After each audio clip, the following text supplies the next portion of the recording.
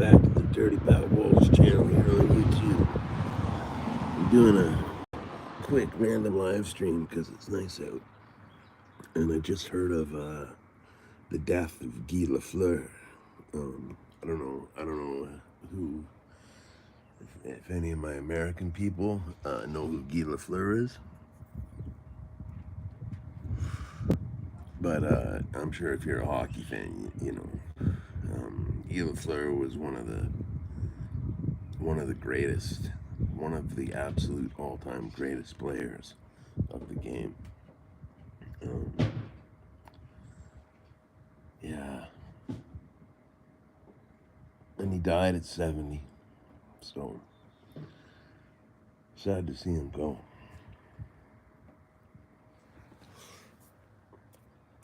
He was a legend. You know, I never liked hockey very much. Hey, somebody's here. How's it going? Who's here? Yeah, Guy LaFleur, he you know, he was an amazing hockey player. And you know, I'm not a sports person at all. Oh, they left. That's the way it goes. I'm not a sports person at all. Oh, it's a Buckshot Kid. Hey, buddy. How's it going? I'm doing good. I'm glad you're doing good, man.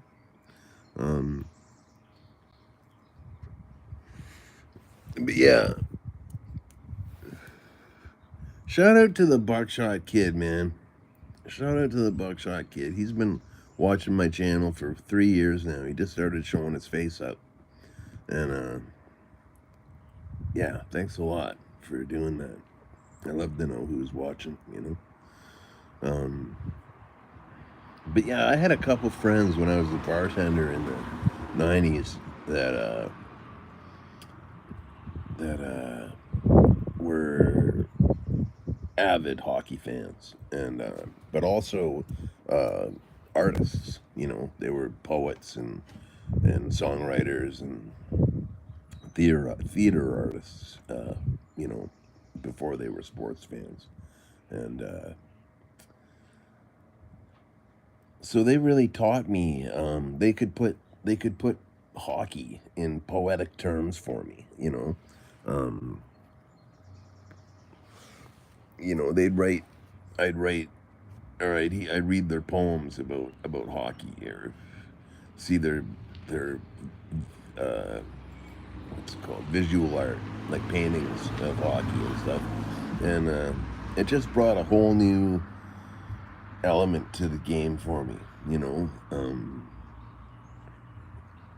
it just cut out all the bullshit and made it poetry, which I can understand. You know, yeah, I'm really pleased about that. So, but I'm sad to say Guy LaFleur's gone. So hockey's basically dead in Canada now. But yeah. So it's Friday. Happy Friday, everybody. I did a vlog. I'm not sure if I'm gonna post it because I'm doing this live stream, and I'm saying everything in this stream that I was saying in the vlog.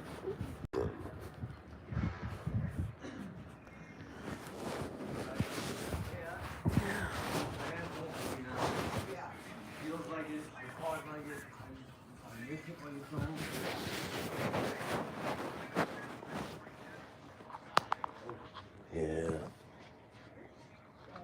This is my new pocket harmonica. This K St. Louis Hillary sent me. So, not the most airtight harmonica, but it's fun to play.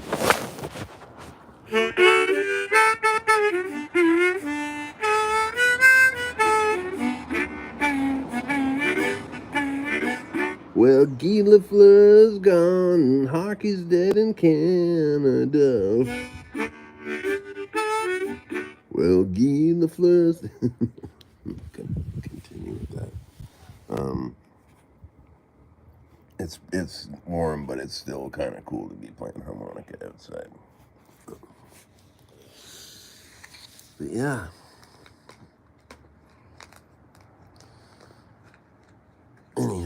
This is a live stream. Nobody's here, so I can take my time doing shit. Whatever. But, and I know 420 is over, but I don't give a fuck about 420, so I just give a fuck about the lighters I keep losing.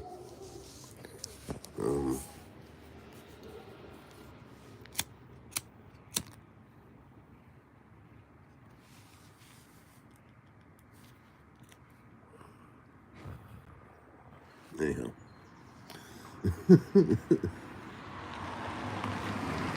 It's a beautiful day out here in Bethune Street land.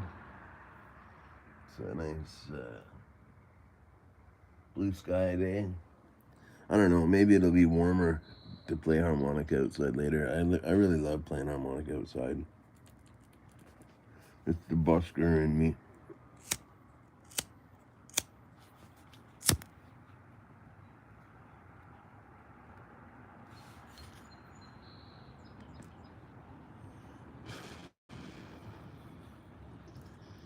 This weed burns really weird.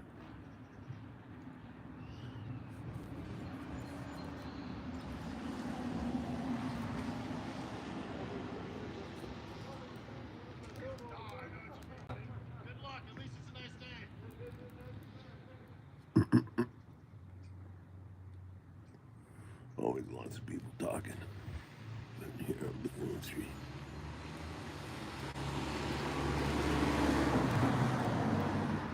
See, this fucking weed burned up like that.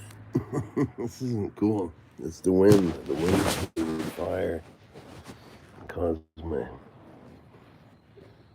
ultimate doobie destruction.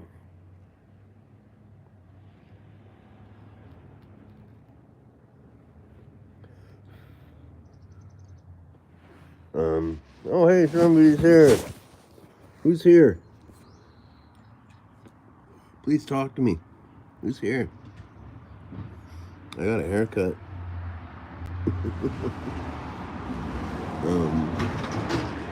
Mm-hmm.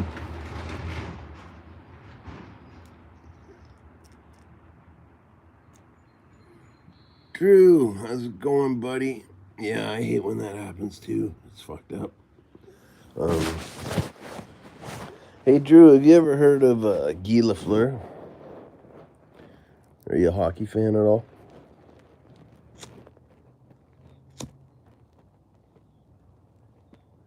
Hey, thanks, man.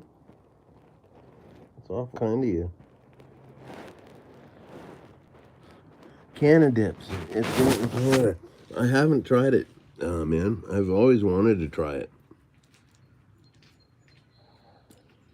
Though I find that, like, I don't know if they have THC Canadips. I've seen Snuff Strings review all the CBD ones, and you're a Canucks fan. Canadians? You mean the Vancouver Canucks or the Montreal Canadiens? Probably the Vancouver Canucks. Well, Guy LaFleur died today at age 70, and it makes me sad because I'm not a sports fan, but I can, as I was saying earlier in the stream, I've learned to really appreciate the poetry of hockey through Vancouver. Oh, your family's on Vancouver Island. Okay. That's on the other end of the country. I got to play on Vancouver Island once with the Silverhearts. That was pretty cool. It's beautiful out there. Beautiful.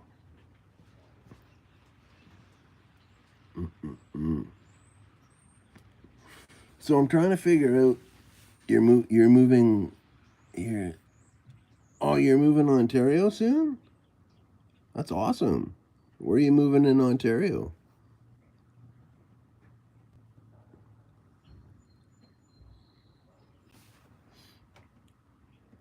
You moving to Toronto?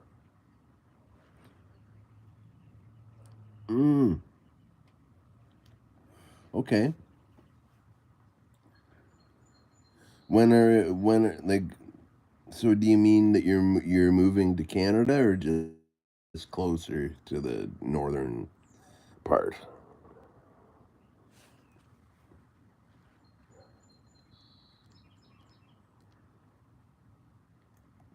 Nice, man. Cool. I hope will you feel good about that? I hope you feel good about that. Vancouver Island's beautiful. It's fucking beautiful out there. Mm. Okay. Okay. Let's go. How do you feel about moving to Canada, Drew?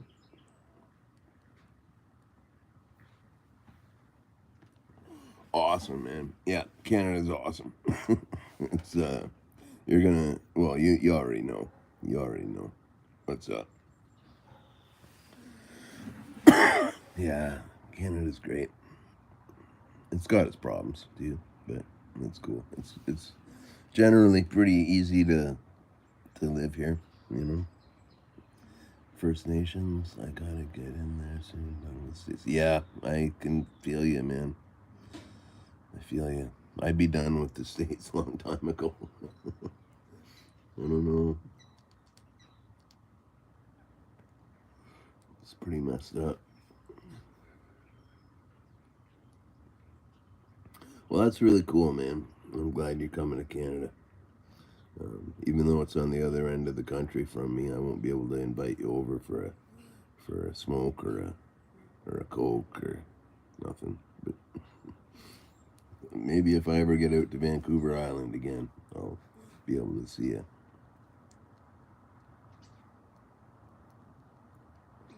I'd love to do that. Love to do that again. I was talking about going on it's so tricky because Canada's such a hard country to tour in as a musician because everything's so far apart. Maybe we'll meet in the middle. Hey, there you go. That's a good spot. Out in the flatlands. Out in the flatlands of Alberta.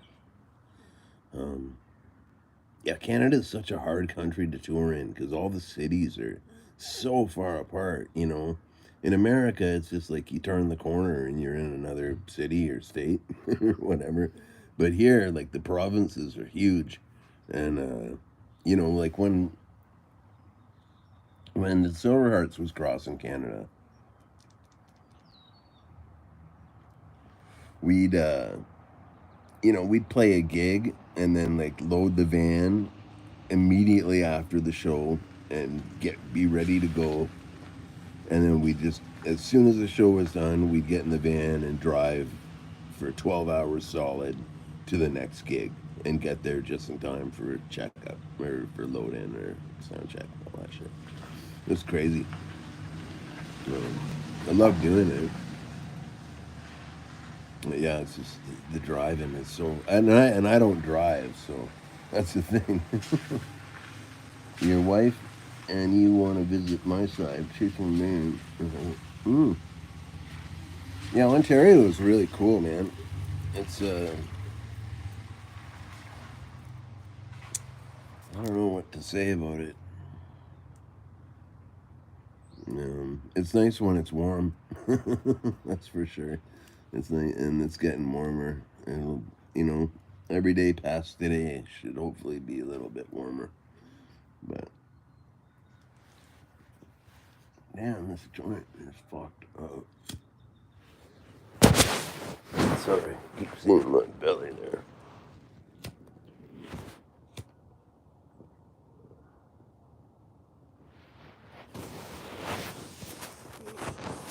Anyhow,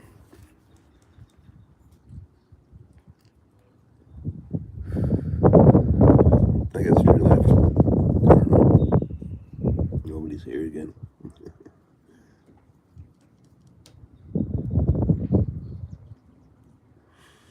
That's cool. I'm just chilling, man.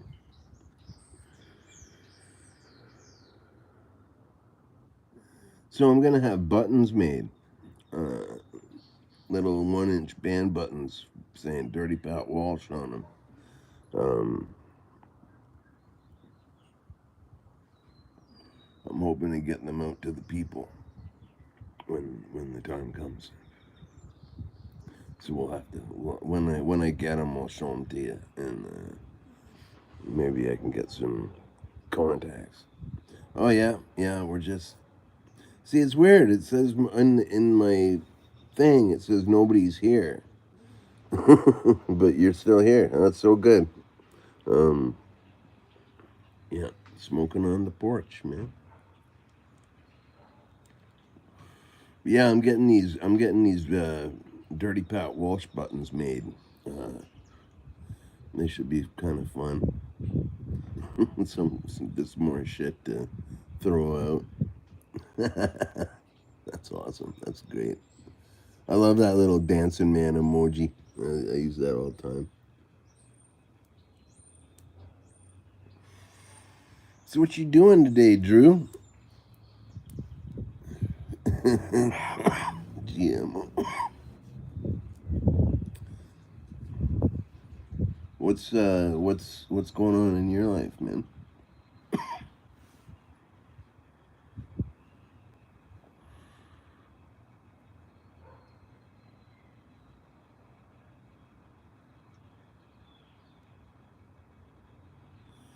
Nice. Are you playing in a band right now, Drew, or what?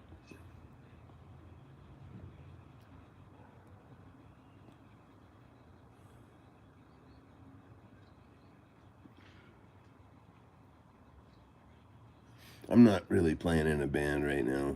I'd like to get in a band, scratch some records, play some guitar. Yes. Are you a record scratcher, Drew? Are you like a DJ? Oh, okay, okay. I wanted to do some playing out here today, but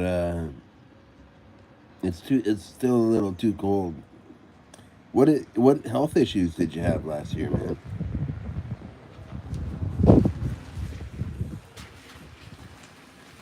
I'm sorry to hear that you had health issues. But what's going on? Or can you say? Maybe you can't say. I don't know. Oh, nice, man. Yeah, I love old hip hop. I like, I don't know, hip hop's a cool genre of music. I don't really know any of the performers I like. Like, I can't remember their names, but I hear a lot of hip hop here on the tubes. Oh, really? Oh my goodness, man. Did you have an accident or like fall or something? What caused these injuries?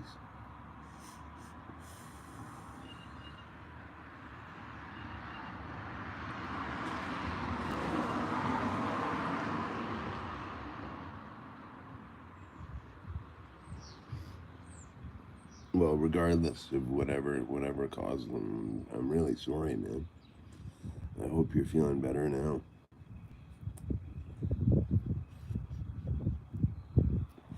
Oh man,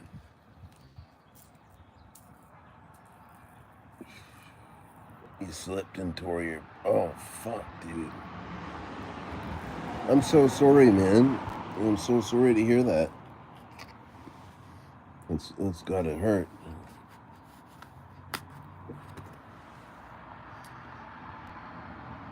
Holy smokes!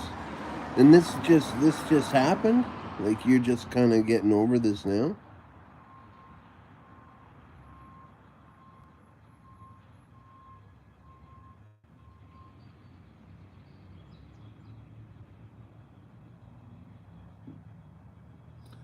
Similar, yeah, okay. I dig it.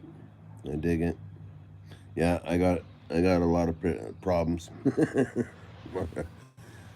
I don't know. I may look normal, but I got some problems. I don't know why my whole entire pockets are laid out on the couch. It's funny. See this couch here that I'm sitting on. This is this is my old bed from from upstairs. I slept on this couch for 2 years about, and I finally got a bed. So I kind of missed that comment, Drew, but I saw the the laughy face and the kissy face. That's all you can do, man, is laugh and love. You know, when you're, you know, when you're hurt or you're sick or whatever, you know, all you can do is be positive, and that's half the battle with anything like that. You know, it's getting up and having something to live for. You know. Yeah, yeah, it's tough. It's hard to talk about invisible injuries. You know, it's hard. It's not easy to explain um, things that people don't experience or have no idea about. You know, um, I gotta go in because this is fucking cold out here. The more I stay, the colder I get. Um, Oh, what a pretty color couch. hey, thank you so much. Oh, oh, there they go. All lighters I've been looking for all morning. Holy shit. That was exciting.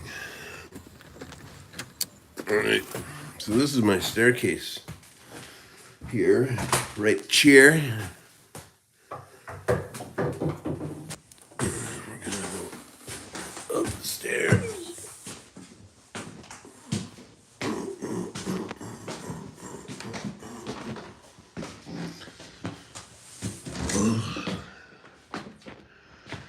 This is where I live. Right here. No, this is the coolest thing here. This is this piece of this thing here. This is an old gramophone record player that you got to wind up, and these are all the records that can be played on it. It's so cool. Oh, the orientation. It keeps giving me trouble about the orientation.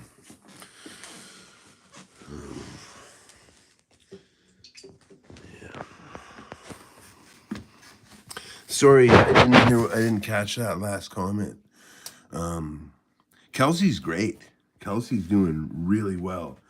It's pretty much back to normal, I'd say. Other than the fact that, like, there's some things that he can't do, but you know, he can play piano and he can drive, and so I think if everything goes well to plan, he'll be back doing what he normally does by the end of the month, which was how he planned it. So yeah, it's going really well. And there was a comment before that that I missed. Um, I'm sorry for missing it, but I'm trying to remember what I said.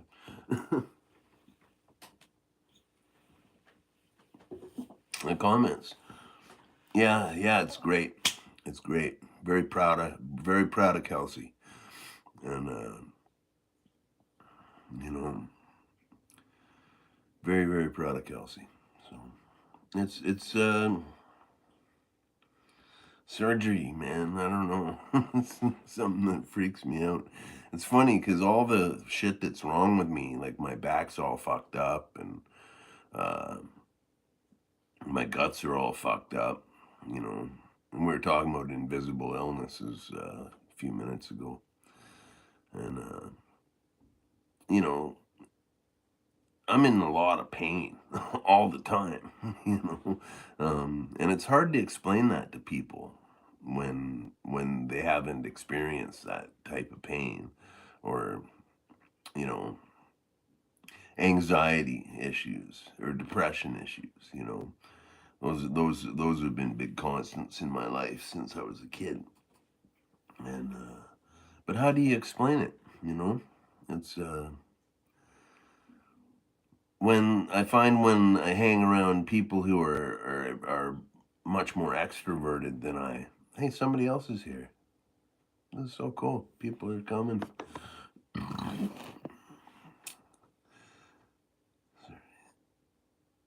Yeah, music is the best medicine. Hey, Bradshaw, 212. I don't know if I know you, but I'm so happy you're here.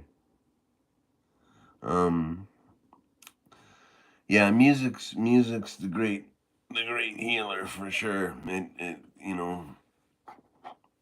It's always the good thing to do when you're feeling blue or you're feeling in pain. Um,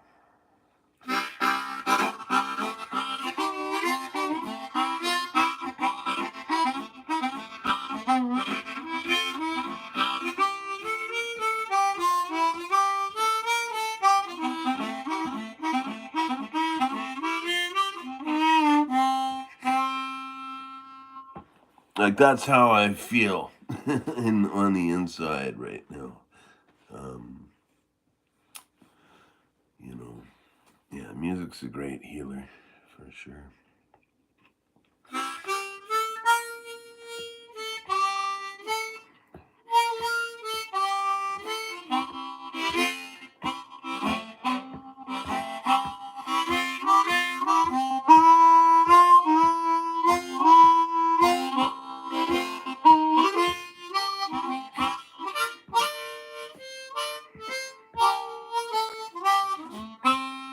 You like my dip reviews, and the harmonica reminds you of Bob Dylan. I hope I'm a better player than Bob Dylan. But thank you very much. Thank you very much. Yeah, I love Bob Dylan. I really do. I love old Bob Dylan. Um, it's funny. I was on when the Silverhearts were on a record label once called Banbury Park Records out of Toronto, and our manager wanted me to do. Yeah, I'm laughing. Um, wanted me to do a solo album for the label, but I wasn't allowed to do any of my original material. I was only allowed to do Bob Dylan covers and not the cool Bob Dylan covers that I would want to do. It was all like I think he wanted me to cover the Time Out of Mind era, which would have been late '90s, I guess. But no, early 2000s, maybe. I don't know. It wasn't what I was into at all. Oh, thank you so much. Thanks, Drew. Yeah, Bob Dylan, he's kind of a joke. He's kind of like an in joke with harmonica players. Like you often see memes. It's like a picture of a harmonica, but it's only got like the first note on it. It's like a little wee harmonica, and it says Bob Dylan's harmonica. You know, um, yeah. But he was actually, Bob Dylan comes across as a pretty naive harmonica player in a lot of cases. He was a brilliant poet. He was a Bob Dylan wrote some of the best songs I've ever heard. Um, some of the best albums I've ever heard. Highway 61 Revisited is it's Picasso. It's like fucking brilliant art. Even listen. What's your favorite album by him? I'm not too familiar with anything but the old stuff. What's your favorite album?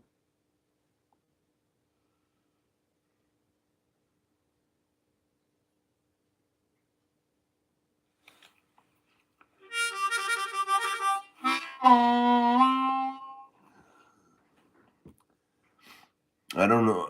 The only The only electric Bob Dylan album I've really listened to is Highway 61 Revisited. Blonde on Blonde's pretty good. Hey Ross, how's it going, man? It's good to see you. Yeah, we're talking about Bob Dylan, how great he is, and how great some of his stuff is. But hey Ross, what's your favorite Dylan album, man? I'd have to say my all time favorite is The Times Are Changing. I think that's my favorite. I don't know, maybe the first one. Probably, yeah. Like I love the early folk stuff. Yeah, exactly. What's the best rock Bob Dylan? I mean, Highway 61's an obvious choice. Blonde on Blonde is a fucking great album. What's his Christian album? It's what is that? Planet Waves or I'm not too sure.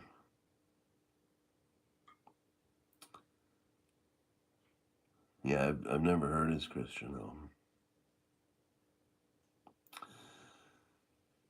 but I'd like to hear it. you know, um, Stuck Inside a Moby. Yeah, that's a great song. That's a great song. Great song. See, nothing but proof here that Bob Dylan was great. No, it's a Christian album, Drew. It's a I can't remember when Bob Dylan became born again, though. I can't remember which album it was.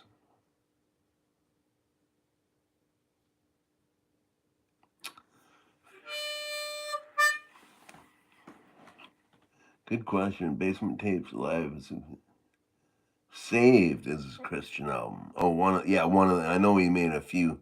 Thanks, Ross. Thanks, Ross. Yeah, the Basement Tapes are cool. I love that shit. I love it. Just nothing beats like studio recordings are studio recordings. They're made for a reason. And but when you catch a good candid live performance, like that's when you're going to hear the songwriter at his or her best. um, that's when it's going to happen. um, I'm fucking thirsty. uh, Nothing but the blood of Jesus. Yeah, yeah, thanks man, thanks. Yeah, I'm a Christian myself. um, I try not to be preachy, you know. Um, and I'm the way it's hard to explain how you look at it. Um, I try to be a good Christian, but it doesn't always work. Um, but all you can do is get up and keep trying. You know. Yeah, I still dip. I'm gonna have a dip right now. I got some Stoker's long cut wintergreen here.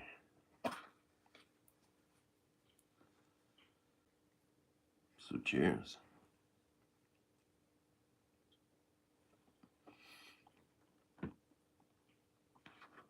I know Hobo Munchie's a Christian. And it's cool talking to him about it. It's a hard thing to talk about most people in this age. You know, most people automatically assume that you're going to be judgmental and a jerk. But I live with a fucking uh, my roommate's a trans person. Like uh, I'm not gonna be like that. Um, how do you put it? I don't know. Anyhow, that's just something that goes on. um, I admire the folks who can uh, have the fucking intestinal fortitude to go out and preach the gospel on the streets. A lot of people preach bullshit. Like that's the thing. you know, there's one way to get to heaven, and it's through grace alone. It's through faith. All you have to do is believe on Jesus. And just it says in the Bible. I have the Bible here, but I don't want to go through it. But it says in the Bible, all who call upon the name of Jesus will be saved. You know, we don't live under Old Testament law anymore. Um, the Ten Commandments are still the Ten Commandments. You know, but we don't live under Old Covenant Israel uh, law anymore. Um, so yeah, all you got to do is believe on Jesus, and you're and you will be saved. You know, and you got to be true about it. Um, Suit and tie different, you guys. Stoker's is awesome. Yeah, I love Stoker's mint, man. I love Stoker's mint. That used to be my favorite dip. Uh, I dipped so much of it. I kind of got a little bit sick of it, but I'm back to loving it.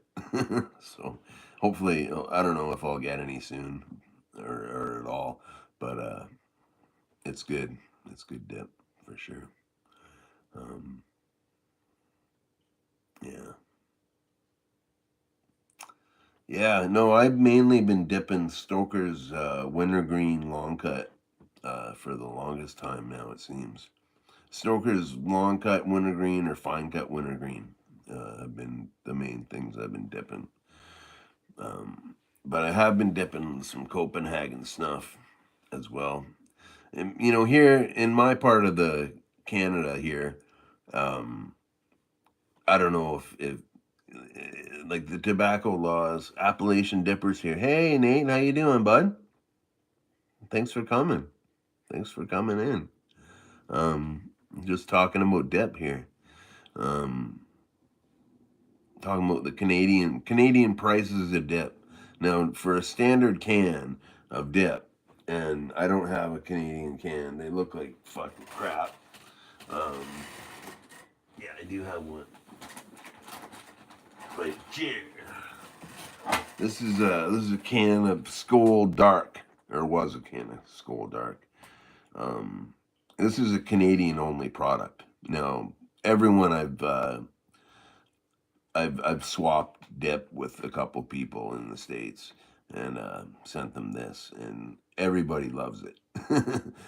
Suit and Tie did a review of it, and Snuff Strings did a review of it, and they loved it. Um, but yeah, this costs $30 for this can, and really the only interesting feature on it is these cool little duty stamps, you know. But that's not worth $30. But that's why it costs $30. Holy moly, 6 people are here. Welcome everybody. I'm so happy to see you. I just did this live stream off the cuff outside, and I didn't expect people to show up. But welcome. Um, yeah, this stuff's $30 a can.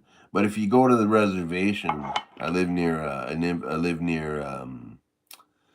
I don't even. We just call it the Green Mile because there's a lot of weed shops up there. But there's Curve. I think it's Curve Lake. I think. But you can get a tub of Stoker's. Do I like bluegrass music? I like some bluegrass music. Um, I This is $70 at the res, which is pretty good because it works at like $5.50 a can, so or something like that. Anyway, less than $6 a can. Bluegrass music. I'm not really. I grew up like when my mother got remarried in her second marriage. The man she married was a huge bluegrass fan, like huge. and played bluegrass music, and his whole family was like a band. You know, they'd sit around the kitchen every night and play bluegrass music, and I like it to a degree. I can't really, I couldn't name an album I like, or I couldn't even name a performer I like, but I like a lot of the old time music. Like I like a lot of banjo fiddle music from way back in the 20s and stuff like that. Um, which is kind of akin to bluegrass in a way. Um, I remember now my step family wasn't they weren't the coolest people. But I remember one time they said to me, my stepfather said to me, Patrick, you're a pretty good harmonica player. Why don't you come play with us tonight in the kitchen? Because I always kind of steered clear of it, and because it was like their family thing. And so I came and I sat in and I played harmonica on a few tunes, and my stepdad said, why don't you pick the next tune, Patrick? And now I'm just a kid. I was like 15 years old, I guess. Um, so anyway, I just started playing a blues song, and like I went into like a typical 12 bar blues thing, and they just looked at me, and oh, that's cool, Ross. Thanks so much for being here, man. Um, but yeah, anyway, then it was like everything kind of ground to a halt, and my stepbrother says, uh, I can't use the word, but no N-word music in this house. We don't play we don't play black people music in this house. And so I was out of there. And I said, fuck you guys. And I got up and did something different. But that was kind of a drag. And that was I was kind of steeped in bluegrass for my teenage years. But that was my experience with it. And so I never ended up playing much of it. Um, but yeah, I don't know. I like all kinds of music. Like you can find music in any genre that sounds good. You know, um, and it's good to explore different genres. It's good to listen to as much music as you can. Um, it's just good. The more you know, the more you know. Especially if you're trying to be a musician and all. You know. Um, anyhow, yeah. Anybody got anything they want to talk about? I'm kind of. Did I tell you I got buttons coming? I can't remember if I brought that up. Maybe no one can talk. I don't know. I got buttons coming. Like, try to give you an example. Like,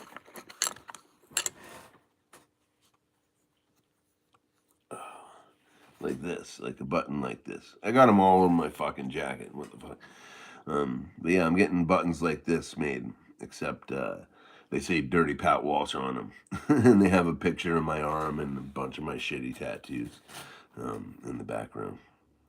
But I'm looking forward to them coming out. So, but yeah, I don't know who's left. Anybody got anything they want to talk about? I'm kind of okay. What does it say? Appalachian Dipper. When my dad played radio in the '90s, he played mostly rock music like Boston, AC/DC, Led Zeppelin. I kind of caught that. Yeah, I like all that stuff too. I love classic rock. Um, are you saying your dad was a DJ?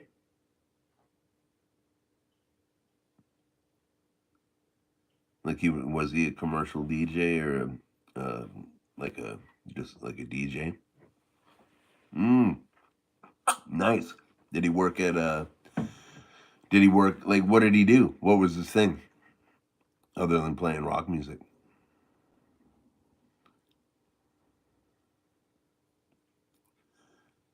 I used to have a little radio show here on the college radio. Once COVID blows over, I'll be able to go back in the studio and do it again. I play mostly old punk rock, old hardcore from the '80s, and garage rock and stuff like that, and the odd blues number. But yeah, it's not like a job or nothing. um, I used to own a restaurant, and I used to bake these amazing cinnamon rolls, and they were my cinnamon rolls were famous for 4 counties around Peterborough, and I used to take them down to the local oldie station that was just down the road every Wednesday morning. Joy Division was your favorite. Joy Division is a fucking amazing band. They're amazing. Used to be a national paramedic in West Virginia, but he quit being a DJ. Right on. Yeah, yeah, that would be definitely a stress reliever for sure. Did he get to play what he wanted to play, or did he have to play what the radio station made him play? That's the big. That's the when I used to take my cinnamon rolls down to the cruise, which was the local oldie station.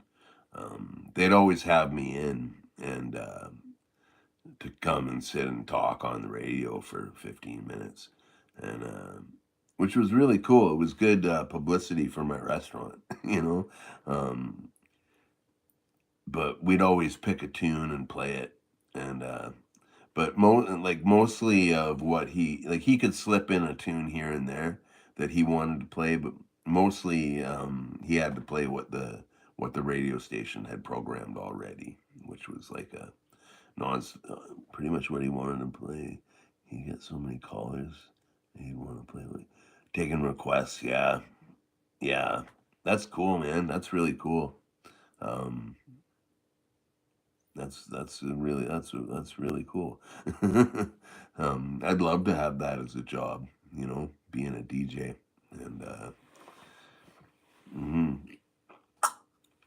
Yeah, when I took my cinnamon buns down the radio, they'd always have me on for 15 minutes, and I actually attained a little fan base of like I don't know 60 and 70 year olds who liked hearing me talk.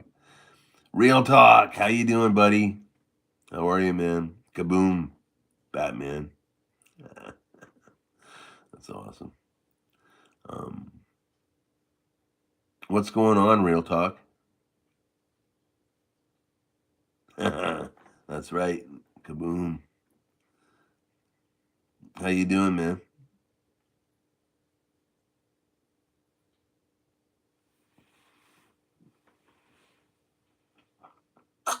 My daughter's birthday was great. It's fantastic. I went over last night, and she wanted to she wanted to get Red Lobster.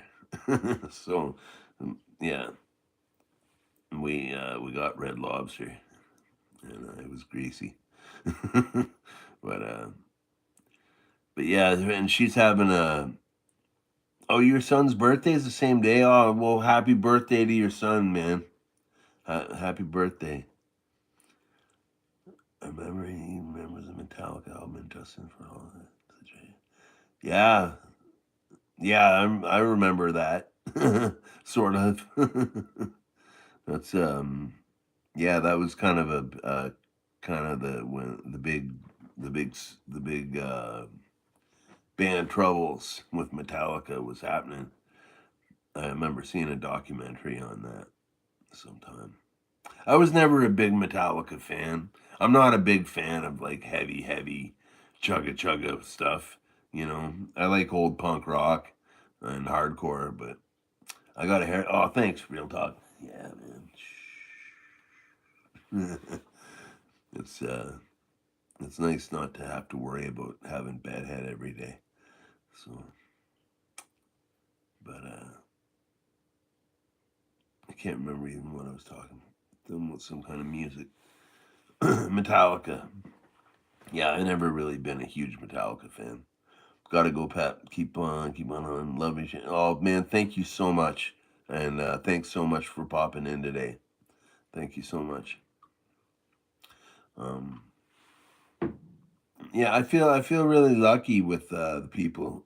You got your friend listening to Misfits and stuff. Misfits are good. I love old Misfits. I have a lot of old Iron Maiden vinyl. Like I have their first. I just sold a bunch of it actually. Of my iron. I had a complete collection. I'm dipping Stoker's Long Cut Wintergreen. Real talk. Um, yeah, I used to have like all the Iron Maiden vinyl up until somewhere in time, and I just sold about half of it. And hey, Paul, hey, right on. Oh yeah, Dead Kennedys and Black Flag are two of my all-time favorites. Uh, yeah, Black Flag's probably my favorite hardcore band. Um, Band from the '80s. They were very inspirational. You know, they were the first band. Black Flag was the first band, independent band, to tour. Up until Black Flag started doing it, bands weren't doing stuff like getting in a van and traveling across country. They were the very first underground band to do it, and they really blazed a trail for a lot of young musicians. Black Flag were relentless in their in when they would tour. They were just they lived it. They truly lived it. And their membership changed all the time. You got the bars. You got I've always wanted a Black Flag tattoo.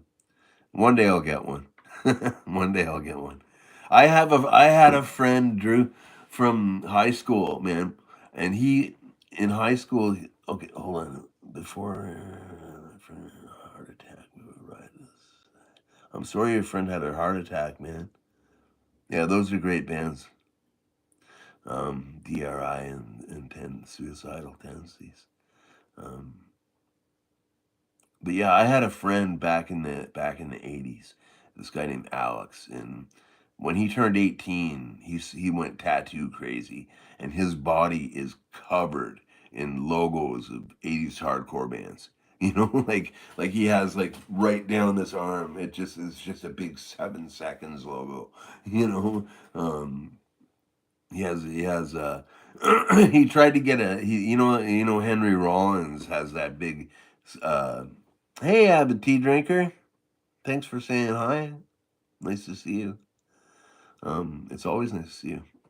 um but you know that tattoo that Henry Rollins has on his back of the big sun, and it says search and destroy above it. Well, Alex wanted a replica of that tattoo, but not on his back, just on his shoulder.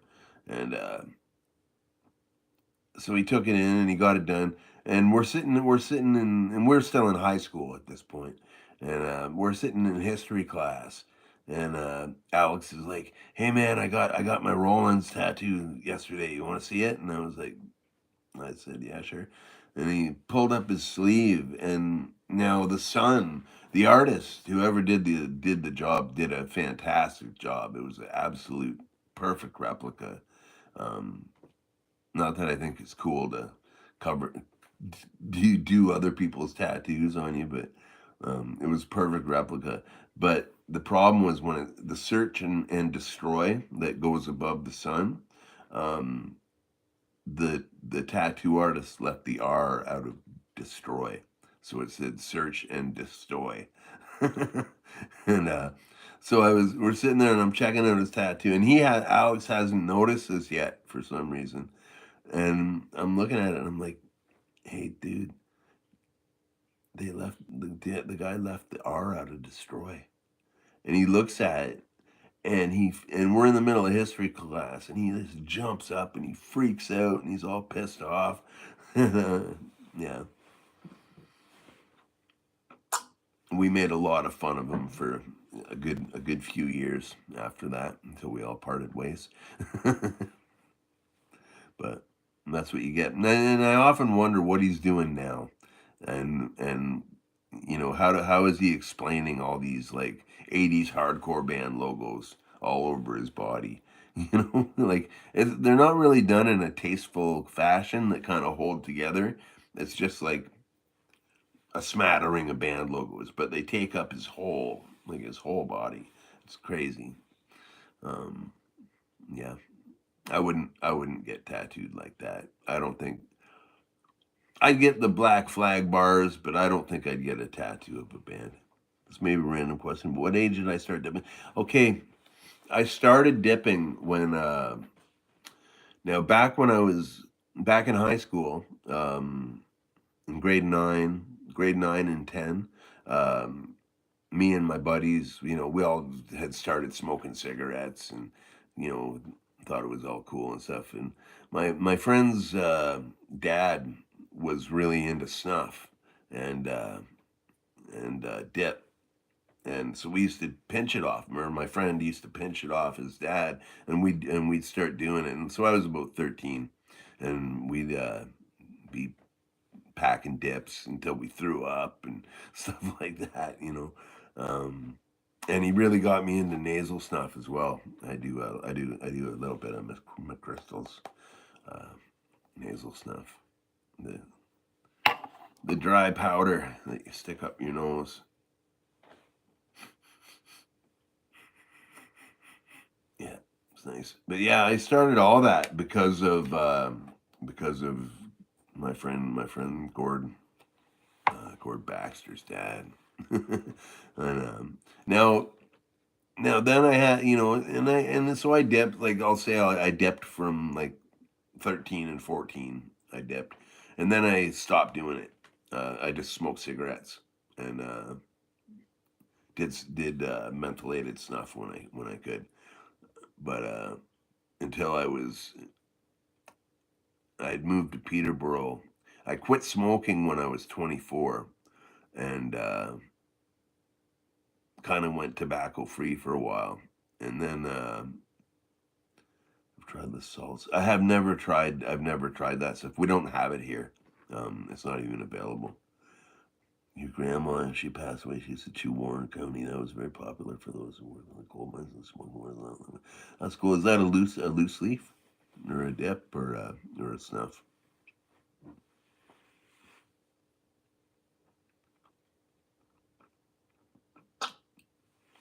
A lot of the old American, uh, it's a twist. Oh, baby, I love twists. I love twist tobacco.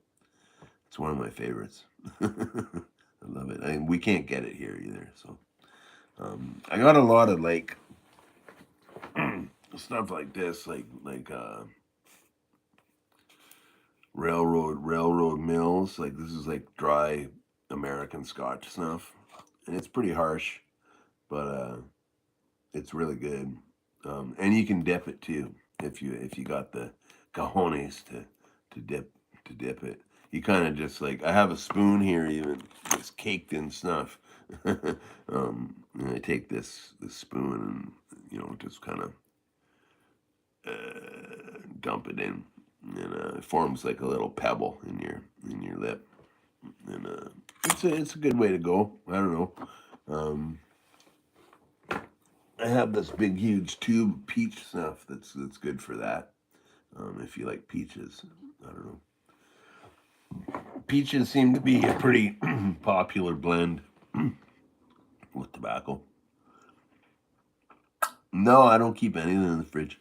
If maybe if I have a bunch of dip, like a bunch of cans of dip, I might throw half of them in the freezer, you know, to keep them fresh.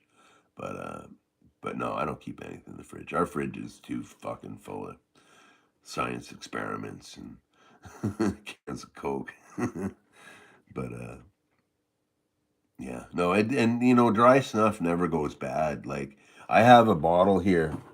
I was showing this to John Kelsey's dad the other day. I bought because they're from Nova Scotia, and Halifax is in Nova Scotia, and I bought this little jar of Smith's lemon snuff. Now look how old that label is. Like it's like just an address on somebody's house or something. It's there's no World Wide Web, there's no phone number or nothing. So it's an ancient thing, and anyway, I was on tour with the band, and I wanted some stuff, and because I used to go through I used to go through like a can of this stuff a day when I was doing this hardcore, and but yeah, this is the snuff they had at the tobacconist, and he's like, "You actually want that?" And I'm like, "Yeah," and he gave it to me for like a ridiculously low price. Just he's like, "I can't believe that you actually want it," but when I got it, it was like fresh. It's still just as good today. Yep, as it ever was. Smells like lemons. It's beautiful. Dry snuff's really cool. But holy moly, I've been live streaming for an hour now. It's crazy. Um, hmm Anybody got anything else? Any questions they want to ask or things they want to talk about?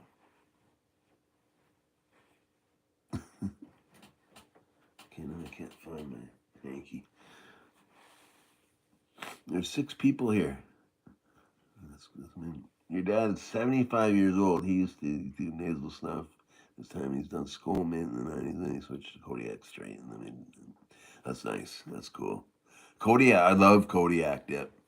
Um, the I like the wintergreen dip. It's really elevated in nicotine, like it's really strong.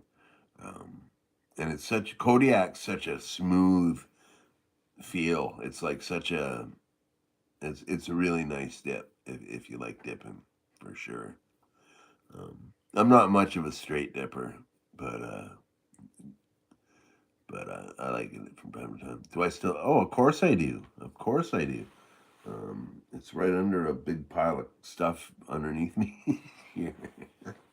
Um, yeah, I have a mouthful of tobacco, so I don't really want to play it, but um, let's move all this stuff. I have a big uh, old makeup case from the 60s. The cut's very good. I don't know if it's odd or music. Yeah, no, I don't think that's odd to say. Kodiak's got a real unique feel to it. I find. Yeah, this is my E-stop chromatic. Um, right here, right here. Let me.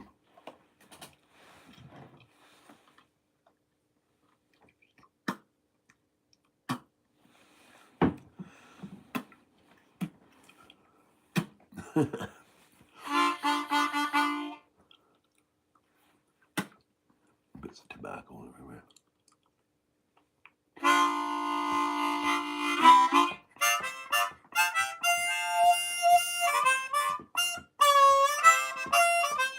Francois LeBlanc. I'm not sure I know you, but thanks for coming. You were at the forum for Comeback with the Rangers against the Canadians. Nice, nice.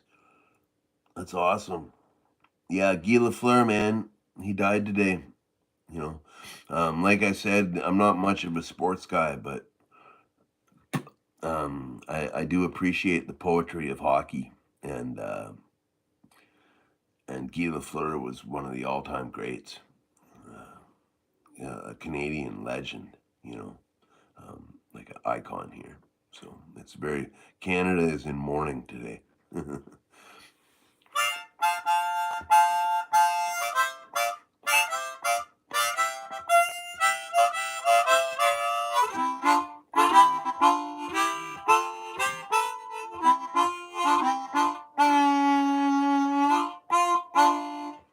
thing about the coolest thing about this East Top Forerunner is doesn't have valves on the reed, so you can kind of bend notes.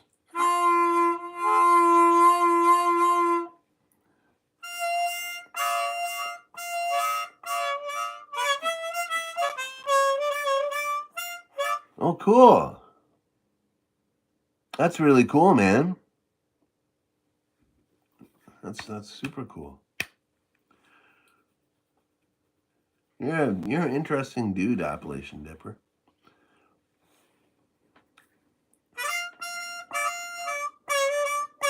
You got a lot of stuff to talk about about cool stuff. That's really cool. It's really cool. It is cool. It's super cool.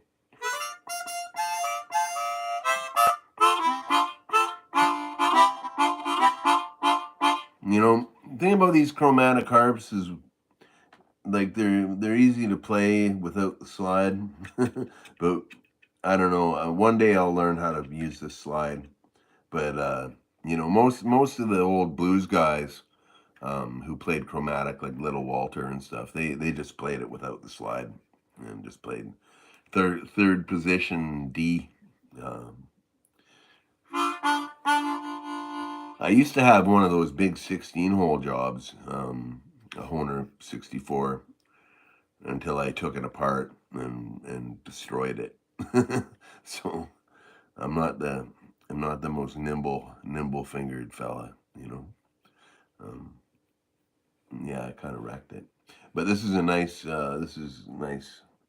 It's nice. It's nicer than my Honer. I have a couple of Honer chromatics, and the just the action on it, like the way the mouthpiece feels is really nice. And this is such a comfortable harmonica to play.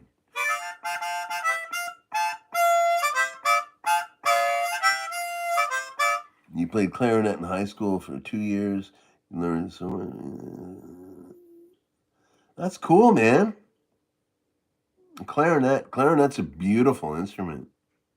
Um, did you enjoy playing it? And do you still play now?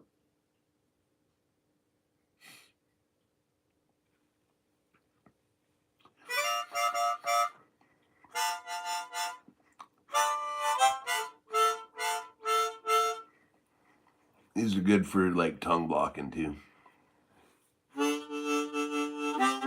You've been loving the Lee Oscar different tunings. Oh yeah, I used to carry an A harmonic minor with me for years, um, and I have a. I just it blew out from years of use. Um, I had or I do have a melody maker in E. Um, I find it kind of challenging to play. Oh yeah, it's right here. Yeah, Lee Oscar. Um, I'm not a huge fan of Lee Oscar harps in general. Um, they're good beginner harps, that's for sure. You know, not. I'm not trying to say anything by that. I'm just saying they're good. Oh, you love playing it? It was good. How many gonna see? Awesome. Yeah, man. If you learned, you can pick it up again. That's amazing. Clarinet's so cool. That's awesome. Keep me posted on that. You can bend notes on that harm? What the E stop? Yeah. Um,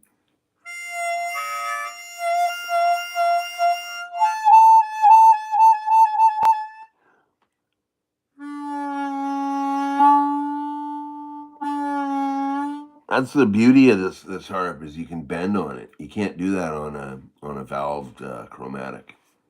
But yeah, I got this Lee Oscar. Clarinet is cool. Sample a ton of music, but I used to play sax, but then like harmonica. Yeah, I have a beautiful alto saxophone myself. My father left me. Um, but yeah, harmonicas. You can't beat harmonicas because you can stick them in your pocket and go. You know, you can play them anywhere. But yeah, this I have this melody maker. This is I from what I understand, this is supposed to be sounding kind of like a chromatic, but I don't really see it. I don't know. Um, anyway, it's in second position you're playing in E, and in first position you're playing in F sharp minor diminished.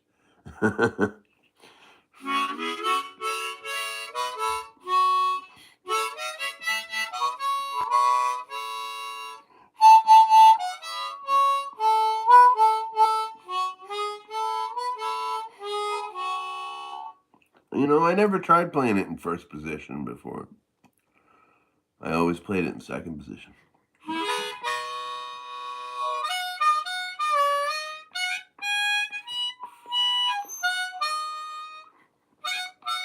Oh, kalimbas are awesome. I have a beautiful kalimba that Kelsey gave me.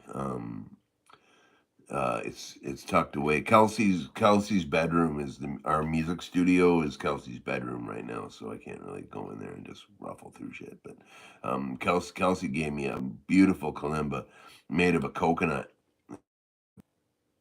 What happened there? That was weird. Um, it's made of like a coconut shell and has it's tuned diatonically, so it just sounds good wherever you hit it. It's beautiful. Um, my daughter loves it. When my kids come over and I get them to jam with me and stuff, my daughter gravitates towards that all the time. And I guess she told her mom about it because at home now she has like a fully chromatic, beautiful, like top of the line kalimba. It's like this beautiful thing. And mine's like a folk instrument, and hers is like a classical instrument. you know. Um, but I'm glad that she enjoys playing it. So yeah, yeah, kalimbas are beautiful. They're so nice to just sit and close your eyes and kind of meditate on it. It's beautiful, beautiful, relaxing instrument.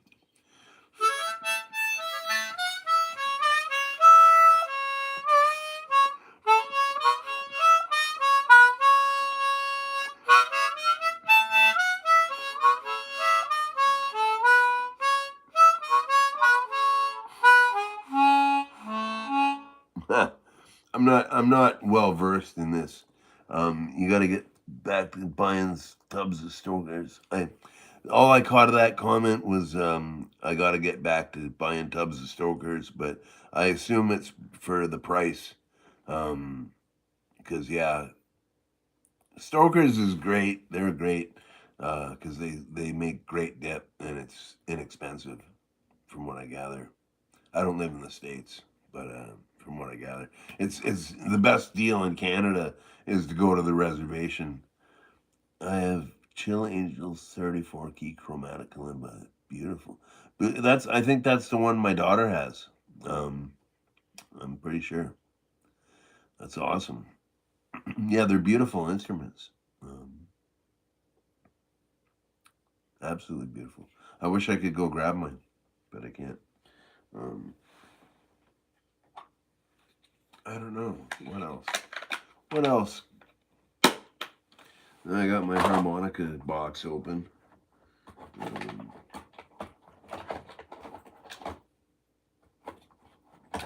I haven't done a tremolo video in a long time. I got this beautiful old tremolo in the key of B, I believe, but it's B flat. It's weird. These harps, the B tremolos. You pay $85 for a tub of Stokers at the res. Wow, we pay 70. That's expensive.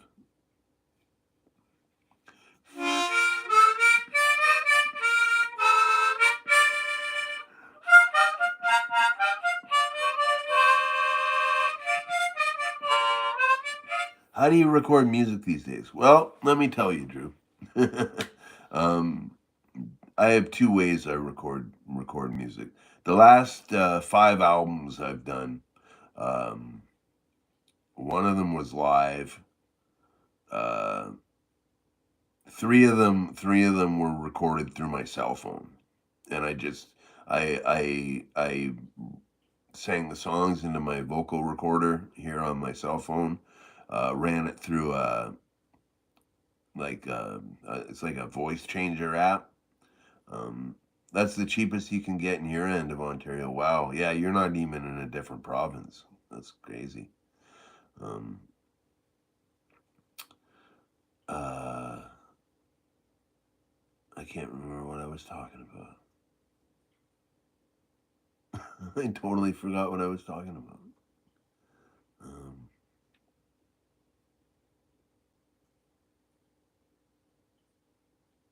anyhow, um,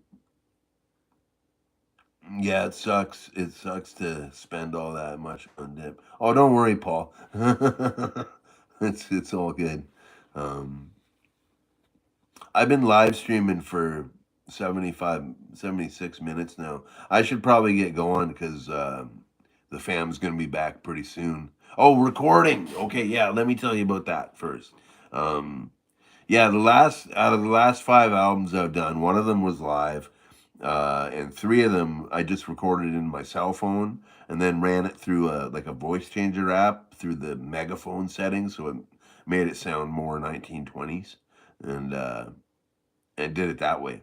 Um, Although the last album I recorded, I went into a friend of mine has a studio called Sabretooth Sound. It's right around the corner from me, and it's a full, it's a full like 16 track studio or 48 track studio or 60 track studio. I don't know. It's a big fucking studio, and he uh, he was really kind. My last album that I did, The Morning Brings You Nothing, um, was recorded at Sabretooth Sound, and it was like a full studio deal. I was only playing solo though, so there was no real need for all the tracks and stuff. Like I wasn't doing overdubs or nothing. But and he gave it to me. He gave that to me for free. Um, yeah, he gave it to me for the studio time for free because he said he goes, a lot of people have recorded you over the years, but I want to be the person who records you the best. So I said okay. And I don't know, this he did a great job recording this album. And but I told him I have a whole bunch of albums kind of ready. And oh, everybody's home now. Hey, Hello, how you doing? Um, but yeah, he's gonna charge me next time, so it's gonna be like $100. Cost me $100 if you sell something on the website. You can find all my albums that I did with Mirkwood if you look up Mirkwood Recordings on put it in the Googler and or just put in Dirty Pat Walsh Mirkwood Recordings in the Google. You can get it. A lot of tons of my music is here on this channel, um, in my playlists and stuff. But yeah, my music's out there. It's all out there. If you want to hear how to do I do reviews on my channel, like a oh sorry, you're talking to Paul. Sorry. um, Anyhow, I gotta get rolling. But yeah, recording it can be done studio style. I did one studio style record in the last 10 years.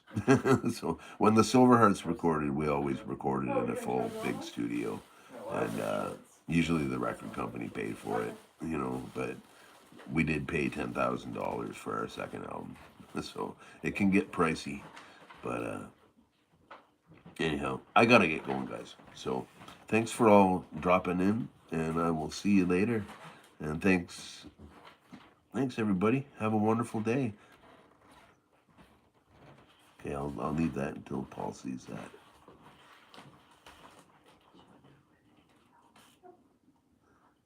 Okay, peace, everybody. God bless.